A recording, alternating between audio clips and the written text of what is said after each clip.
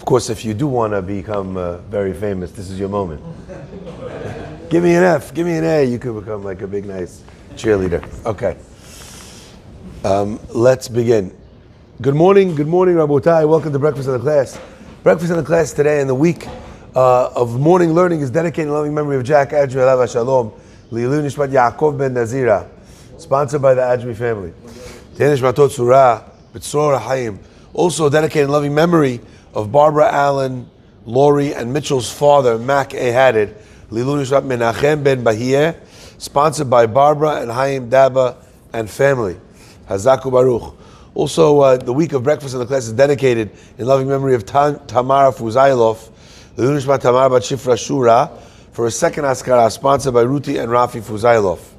The learning of this entire week is dedicated by the Torah Center Silver donors, Oren and Alexa Altmark, in loving memory and Lilu Nishmat of Oren's grandfather, David Holland, and David ben Moshe Alav Shalom. Also dedicated for the Refuah Shlema of Chana Bat Tzimah Fega and Eliyahu Shimon ben Mazal Fortuné. The week of Cobra was sponsored by David E. Ash in honor of you and your substantial capacity to good today and every day. Today we were zocheh to see how David E. Ash lifted up the Torah very beautifully, and he is zocheh to lift the Torah every time he comes with his substantial capacity to lift the Torah today and every day. Let's begin, my friends. I want to share with you the very last pasuk in this week's parasha. The last pasuk, and I guess you'd have to say that on some level, this last pasuk is summing up our parasha in its entirety. But the last pasuk that we read is a curious admixture of two distinct ideas woven together. And that's really what I want to talk with you about today. Et Shabtotai tishmoru, mikdashi tirau, ani Hashem. My Shabbats you should guard, and my holy places, my Bet HaMikdashes, my Mishkans, tirau. What does tirau mean? You should fear, you should be in awe of. You should revere. Okay? Beautiful. Ani Avonai. I am Hashem. The question is, what is this three-part trifecta? Guard my Shabbats, have awe or fear of my holy places, and I am God. What are these three things? And how do they play together? Rabotai, I noticed a beautiful cap I need to mention. Dow 40,000. We've got a cap over here. Dow 40,000. We have to notice all the wonderful things in our life. We have to notice all the blessings, like this other hat over here. Blessings. Yishtabach Shemo. I don't see anyone wearing a hat that says Raisi, downed by Agent Helicopter, right? I've not seen anyone wearing that hat. But as I said on my Instagram, all we want to know is there a shir la yiridot as opposed to a shir la ma'alot? I haven't yet found a shir la yiridot. And of course, the only thing Syrian people want to know today in the Syrian Bet Knessets, everyone else wants to know if he's alive, if he's not alive, what does this mean, what are the geopolitical implications, who's going to be put in charge. But the Halabis want to know, Yehi Shem? That's what we want to know in our Batei Knessiyot. Yishtabach Shemo. Abus. Yes, and in Iraq there are fireworks. Okay. They say that the Iranian government asked everyone to pray, but unfortunately they don't know what everyone was praying for. Okay, let's continue. The pasuk says, Et Shabbatotai tishmoru. Hashem says, guard my Shabbats and fear my Mikdash, ani Hashem. What is it? What is the implication? So I want to share something. We learned on Shabbat a fascinating Gemara. A Gemara that tells us about a conversation between David HaMelech and Hushai HaArki. Okay? These a fascinating conversation that they had. And I'm not going to get into what the conversation was because it will require a lot of sorry. It will require a lot of explaining just to communicate the background. But I want to ask the final question of Hushai. The final question he asked David was, don't you learn smuchin? Aren't you doresh? Smuchin, don't you learn when something is close to something else in the Torah, how those two things are related?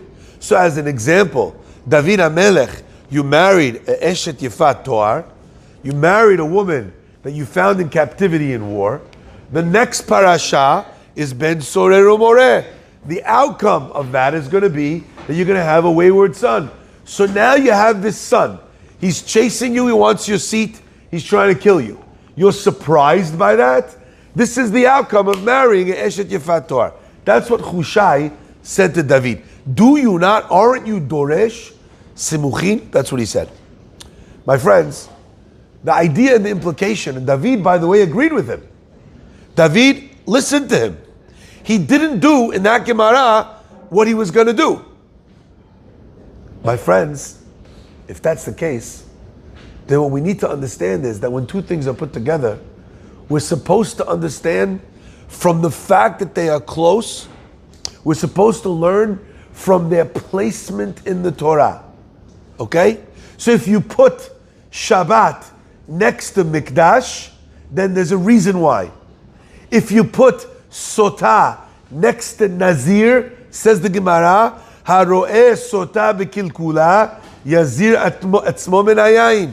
You saw someone made terrible life choices, probably because they were a little bit inebriated, a little bit drunk when they made those choices. Make sure you don't drink too much, right?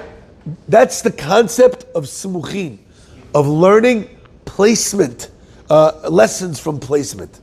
So what is the lesson from the placement of Shabbat and Mikdashai Tirau? My friends, it is important for us to understand, for 1 second, what is the reverence and the fear that a person is supposed to have of the Mikdash. So we, Baruch Hashem, have the gift of having learned about this extensively in the not so distant history. Where do we find that the Mikdash is a scary place? Anyone remember? Nadav and Avihu, excellent. Nadav and Avihu, perfect example. What happened? They came into this day, into the Beit HaMikdash, according to one opinion, shtu yayin, they drank too much wine. How do we know what they did wrong? Number one, the Pasuk says they brought Esh Zara, a foreign fire. But number two, the Pasuk says, God said to Aaron after that, don't do this, velo tamutu, and you won't die like they did. Telling you that the reason why they died is because of this. Don't come into the holiday, into the sanctuary drunk, and don't come into the sanctuary impure. By the way, I've mentioned this before. This is how we hold. A person is not allowed to go on Har HaBayit when they are not pure, when they're in a state of impurity. And that's why we do not go onto Har HaBayit. Many people I know, they think that this is a nice touristy thing to do. They see the steps up to the Temple Mount. They go on to Temple Mount. Every person in this room, myself included, is today impure. We don't have the Parah Adumah. We're exposed to Tumat Met. We're not allowed to go there. So this question of being in that place, of praying on Har HaBayit, of going on days that are not Ramadan, yes Ramadan, we're not allowed to be there, my friends. What's the punishment for going to a holy place like that when a person is impure? The Pasuk says death. You're not allowed to be there. Okay? Now since that's the case, if the Torah tells you, fear my Mikdash, well, what is the fearing of the Mikdash? it's going to a place impure, and it's entering that place, shtuye yain, having drunk wine. My friends, what do these two things, what do they tell us about how a person should keep Shabbat? What do they tell us? If fearing the Mikdash means don't come in here drunk, don't come in here impure, then what are we learning? To et Shabbatotai tishmoru, ve'et Mikdashai tirau. What are we learning? We're learning don't come to Shabbat drunk, and don't be impure on Shabbat. And I want to talk about this from a couple of perspectives. The first perspective I want to share with you is the idea of impurity. What does it mean that a person should enter into Shabbat in a state of purity? Many people have the custom every Friday before Shabbat to go to the mikveh. Okay? That's a high level of purity. Great, wonderful. But I'm asking a very simple question. The Gemara tells us that a person on Shabbat is not allowed to speak words of chol, words of weekday. You're not allowed to talk about weekday things. Never mind actually doing business, which is asur because of mekach umemkar, or it's asur because it's one of the melachot. Even just to talk about business, asur. Not allowed to do that. Why? Shelo yiyeh diburcha. Your speech on Shabbat should not be like your speech of the week. Not only that, you're walking on the Shabbat. Hiluchach, hiteh benachat, we say. The way you walk on Shabbat needs to be different than the way you walk on the week. A person's not supposed to rush on Shabbat. Not supposed to do that. Okay? That's not how a person's supposed to walk. Why? There's a difference the way you walk on Shabbat. There's a difference the way you talk on Shabbat. I don't know if you know this, by the way. A lot of people don't know this. And it's a straight out halakha. The halakha is that a person is not allowed to prepare on Shabbat for after Shabbat. Now, a lot of people think that that means that I can't do work on Shabbat for after Shabbat. No, I don't have to tell you that you can't prepare for after Shabbat if we're talking about melacha. Melacha is asur because you did melacha, because you did one of the forbidden acts that you're not allowed to do on Shabbat. How about if I do something that really, it's nothing to do with Shabbat? I'm not breaking Shabbat at all. I decide I want to pack to go on vacation after Shabbat. Is there anything wrong with taking my folded shirt from this shelf and putting it in this suitcase? What did I do wrong? Nothing. My suitcase is mukseh, no problem. I'll put out the suitcase before Shabbat. Not even going to touch it. I'm not going to move it. It's not about mukseh. It's not about milakah. Hachana, preparing for after Shabbat, on Shabbat is forbidden. Why? Because Hachana says, I'm in the space of Shabbat, but where do I want to be? Where is my mind? It's out of Shabbat. Our job on Shabbat is to be present in the day, in the holiness of the day. This idea that is taking off like wildfire in the world, of disconnecting from your phone, of shutting your phone for 24 hours. It's not something, by the way, that only Jews are doing. There is a giant movement called digital detox. And by the way, many of the tech companies are advising and some are mandating that their workers are participating in this digital detox, stepping away from your phone as if it was an alcohol problem or a drug problem. Because my friends, it is. So number one, there's this idea of, it's not just because the phone is mukseh. It's not just because you're not allowed to use the phone on Shabbat. That is also true. You're not allowed to use the phone on Shabbat. But my friends, when you're on your phone, where are you? You're on your phone. You're not here. Where are you? You're on someone else's Instagram vacation. When you're on your phone, where are you? You're tracking the foreign markets. You're in Japan. Where are you? You're not here. You're on a foggy mountain in Iran. You're not here. Where are you? Behar ashan meod. Choshech anan va'arafel. Inshallah. My friends, being in Shabbat means showing Shabbat respect. And showing Shabbat respect, where do we learn it from? Our rabbis explain that what the Mikdash is, the holiness of Mikdash, is in space. And the holiness of Shabbat is in time. But in each one of them, there is an island, an oasis of Kedusha, that when a person is in it, you know what it means to be in it? You know what it means to be participating in Shabbat? It means to not be not participating in it. I want you to imagine, your wife says, listen, I have a lot of things in my life that are beautiful. I have some things that are not so beautiful. One of them, married to you. Ya'ani. Okay? It's very difficult. Hashem sends everyone Yisurim that they can handle. I got married to you. Okay. God must believe in me if He made me marry you. Let's say a guy's married, a woman's married to this guy for 50 years. She says, listen, I never asked you for anything. For our 50th wedding anniversary, please, I know you're a workaholic, dakhilak. Could we go for one day?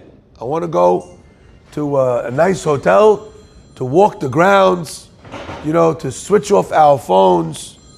Can we do that? Is that all right? Perfect timing, right? Can we go? We'll go to the thing. We'll go take a nice walk. Can we do that one day? The woman says, the husband says, honey, work, I have this, I have that. She says, listen, you have a choice. You could come on vacation or you could stay married. Whatever you want. Whatever you want. I don't like to issue ultimatums. Whatever you like. You choose. The guy says, okay, fine.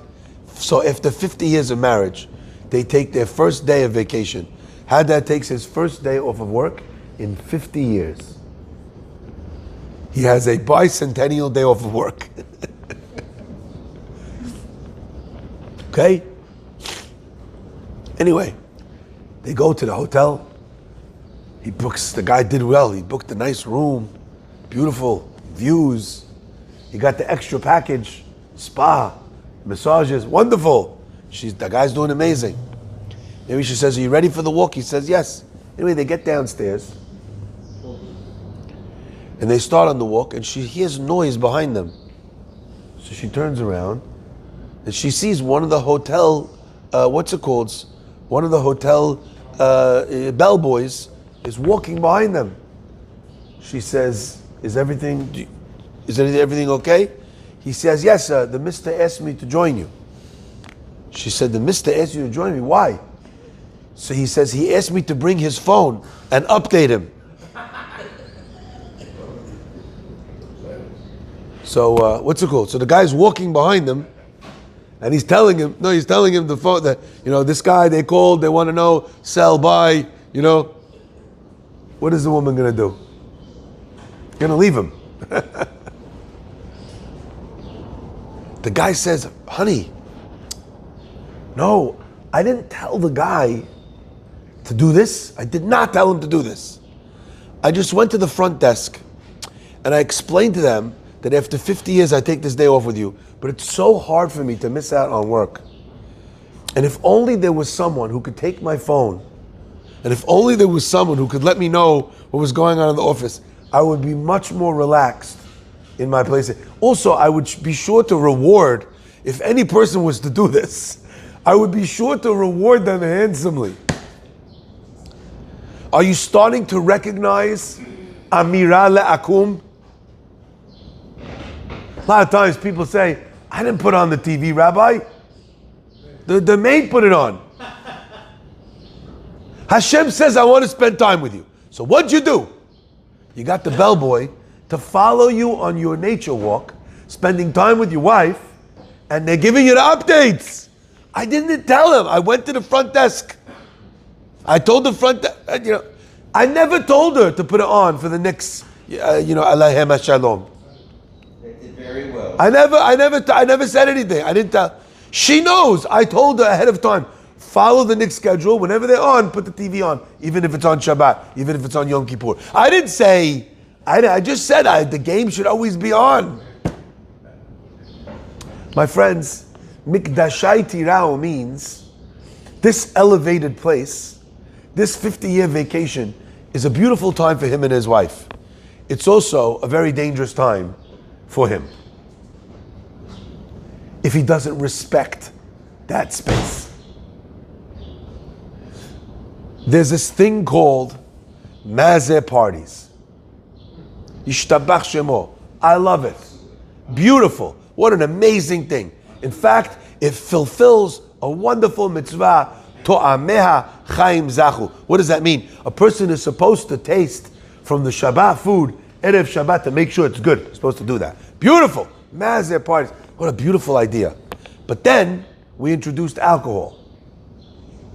And then we introduced so much alcohol and so much mazeh that husbands are coming home on Friday night, a time which was meant for their wives and their family, drunk out of their minds, already having eaten. They don't need Friday night dinner. My friends, et shabbatotai tishmoru umikdashai tirau. You can't come into this holy time drunk. When you're drunk, you're not here. You're somewhere else in La La Land. The mitzvah of Shabbat is to be here. What's here? What beracha did God give you here? Your wife and your children are your biggest beracha. Sorry, not your friends. Not the Shabbat, not the Mazeh party. Your wife and your kids. And if you come home to them and you're not there, better than none. We don't want to find you on a foggy mountain. Umikdashai tirau. This is a holy time. It's not appropriate to be drunk like that on a holy time. It's not appropriate to not be present. It's not appropriate. It's not the right thing. So my friends, why are we home? Why are we home for these Mazeh parties?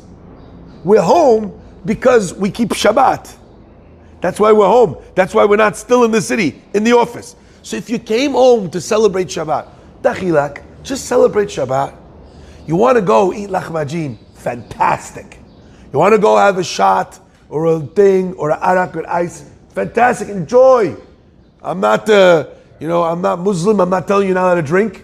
I'm not Christian, I'm not forbidding you from meat, or whatever on Lent. I'm not, I'm not doing this. I'm not telling you what you can and can't have. What I'm telling you is, ya'ani, in moderation. It's gone beyond any normalcy. And by the way, it's not just Mazeh parties. Ashkenazim have a custom called a Shalom Zachar. Friday night, a baby boy is born. Before the Brit Milah, all the men come together, and the minhag is to drink beer and chickpeas. Strange minhag, I don't know. But my friends, the minhag is not to get wasted. That's not the minhag. That was never the minhag. You have a sebet. Ya Hidram, fantastic. Enjoy it, sing, fantastic, beautiful. But understand and remember, you're in a holy space, time. A person should always comport themselves with joy, with happiness. Enjoy the things that God gave you, great.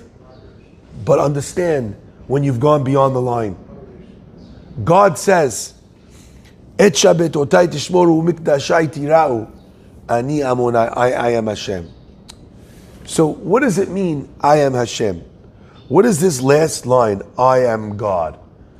I mean, I feel like if we've been paying attention for Bereshit, Shemot, and almost all of Vayikra, we already know who the guy who wrote the book is. We've been introduced. Thank you. You ever have that in shul? Someone comes over and they're like, oh, do you know this guy? They introduce you to your best friend. Ever have that? To your childhood friend. Oh, do you know Ralph? Do you know Ralph? You're like, do I know Ralph? We went to Mag and David together. We know each other for 70 years. When did you come? Who are you? This is what. Keep my Shabbat. live with reverence from my mikdash. Oh, by the way, Ani Hashem. Yes, we've met. Our rabbis tell us that every time it says Ani Hashem, it references a very simple idea. What does it reference? Anyone know? Number one, excellent. Yodea machshavot Adam. That if you think that no one will know your intentions, I always quote that. I'm too young for this, but I know it because I'm religious. There used to be something called shows on the radio. And there was a show called The Shadow. And the opening line is, who knows what thoughts lurk in the hearts of minds and men? The shadow knows. Right? I'm too young to know that. It's before I was, but never mind, I think it was before my parents were born. It was in the 40s, okay?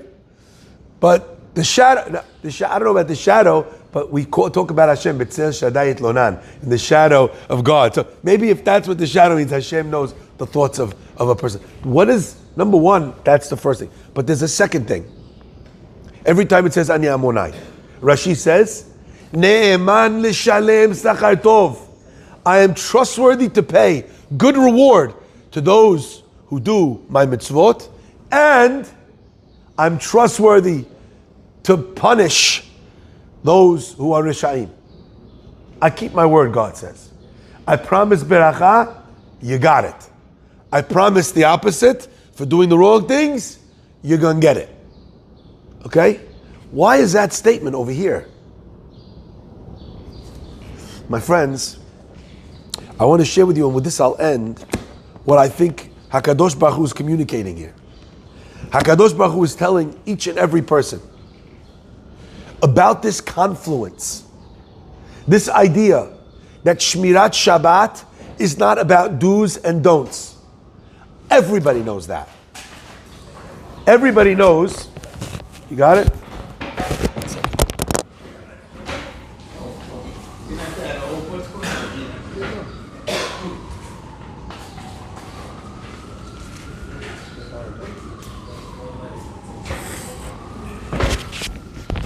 We return you to your normally scheduled broadcasting.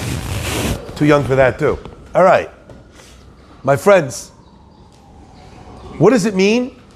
What are we communicating? What is Hashem saying? Shabbat is not about the don'ts that everybody knows. We already learned that a long time ago from the Ramban. But what a lot of people don't realize is Shabbat is also not about the do's. Shabbat is about creating a state of being, about creating a state of mind. Shabbat, therefore, is really about creating a place, a space. How do you create that space? Of course, by not doing these things. Of course, by doing these things.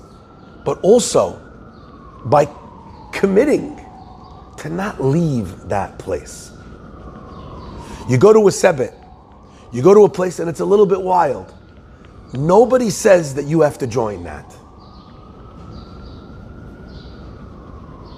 Guy tells me, Rabbi, I went to this guy's house.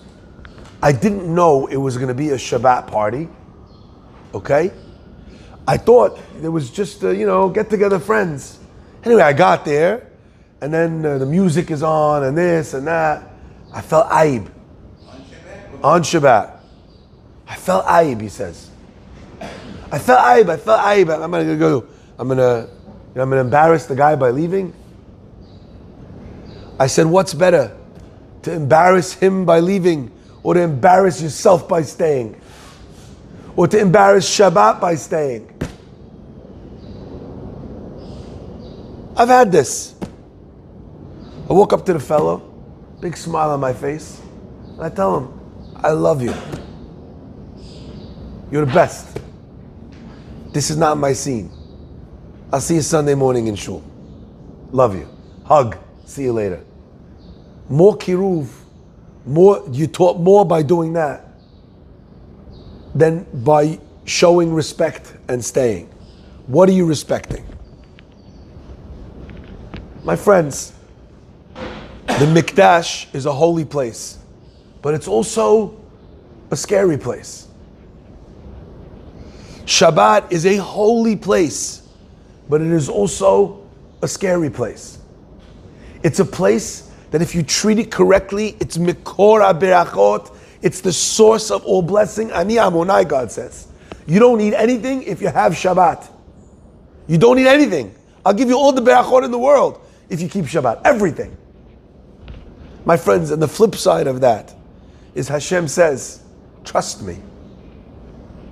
You don't want to respect Shabbat? Try me. You know, sometimes people ask, Rabbi, what kind of rabbi are you? You're one of those, one of those rabbis that, heavy-handed, yelling, screaming at people, is that kind of, or are you one of those nice rabbis that you love everybody, you don't never say anything bad ever, you never tell anyone what to do, you never point out, what kind of rabbi are you? I'll tell you what rabbi I try to be. I try to be a rabbi who's transparent. I don't mean that I'm transparent that you could see who I am. I mean that I am a clear foil for the Torah. That if you put me on top of a Torah, on top of a Chumash, and you'd be able to look right through, and you'd see through me what it says in here. Not through me what I want it to say, or what makes me look popular, or what makes you like me. I try as much as I can as a rabbi to be completely transparent. To let the Torah come through me, from him, not to add my own mixtures and additives and ingredients. My friends, look at what the Pasuk is telling you. Hashem is saying it loud and clear. Keep my Shabbats. Mikdashai tirau. Fear my holy places.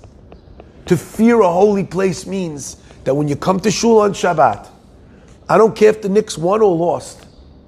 I don't care if you're a huge Knicks fan. We're big fans in my family. We follow sports. You're in the shul, that's not the place to talk about these things. And it's not about whether you're allowed to talk right now or not. It's not the point. You're in the middle of tefillah. Is that fear of the Mikdash? It's not. It just isn't. It's not. Never mind fear you're going to be punished. It's not reverence. Hashem says, Ani Hashem. You come to shul, try me. The famous line says about the Tosfot Yom Tov. There was a tremendous plague in Europe that many people died. And he said the reason is because they're not respecting the Batei Knesiot and they're speaking in synagogues in shul on Shabbat. That's what he said. And he composed a prayer about anyone that respects the shul, that doesn't speak in the synagogue. HaKadosh Baruch Hu Yishalem Secharam. Fascinating prayer that he wrote. And he quotes the Pasuk. The Pasuk says, Hashem yilachem lachem. Hashem, I says, I'll fight for you. Vatem tacharishun. You'll be quiet. My friends, how many things did we need to do to be able to defend ourselves in Eretz Israel? And then our greatest enemy just drops out of the sky like a stone. Ke'even yidemu zaracha. Right? They're your enemies. Tipol alehem matavavachad. Right? You understand? Hashem says, leave it to me. You do yours. I'll do mine. If Shabbat is Mekor HaBeracha, my friends, then every one of us can double down on Shabbat. We can make Shabbat a holier time. The Shabbat table is a holy place. The Bet Knesset is a holy place. You go to the Kotel. It's not a place for you to have a photo shoot. You want to take a picture with your family at Bar Mitzvah at the Kotel, Fada. But the idea that you're sitting there, did you get it from here? No, I got a double chin. Take it again. Who's the important part of this picture? You or the Beit HaMikdash? When a person treats it with the right way, the right respect, Ani Hashem, I will reward you. And Has v'Shalom Bar Minan, the opposite. I'll make sure, to remind you who I am. Because it seems like even though we met, you may have forgotten who I am. Baruch Adonai Le'olam. Amen ve'amen. Rabbi Chanan